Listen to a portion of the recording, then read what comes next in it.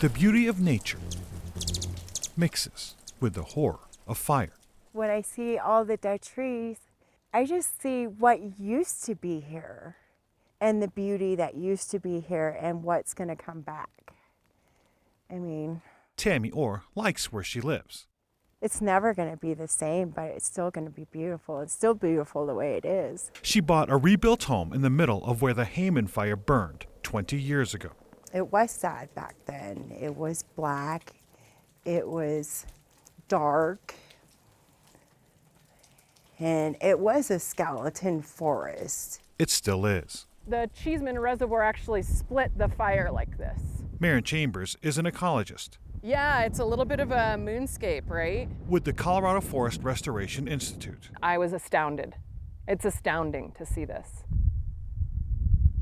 She studied this area about 50 miles south and west of Denver for years. This is an 18 square mile patch, so this is unprecedented in the historical record. A patch where the fire was so intense, the trees are barely regrowing even after all this time. These environments that get severely burned are going to be changed for a long time, and it's not like other ecosystems where we see within 20 years a forest very easily and visually growing back. Chambers says the problem is seeds from existing pines are just too far away.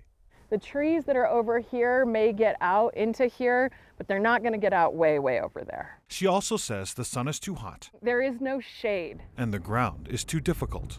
These are really unique soils. For Colorado, it's called pike granitic soil.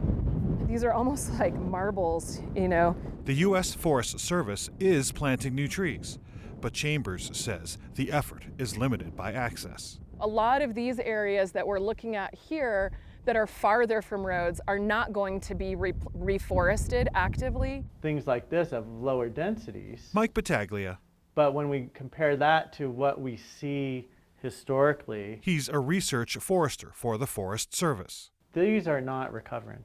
Battaglia says the process of replanting I feel like it's like a drop in a lake. cannot keep up with the need and the size of fires like this. You have to grow them out in nurseries, then you have to transport them back out to the field 2 years later and then plant them. And he says large, severe burn areas like the Hayman are becoming more common because of efforts over the years to fight fires.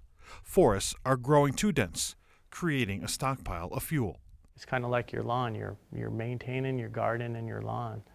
You can't just let it go. The answer, Battaglia says, is thinning out forests by cutting down trees and using prescribed burns. We think that we can start living with fire rather than just trying to avoid fire. Humans have a really short lens of time.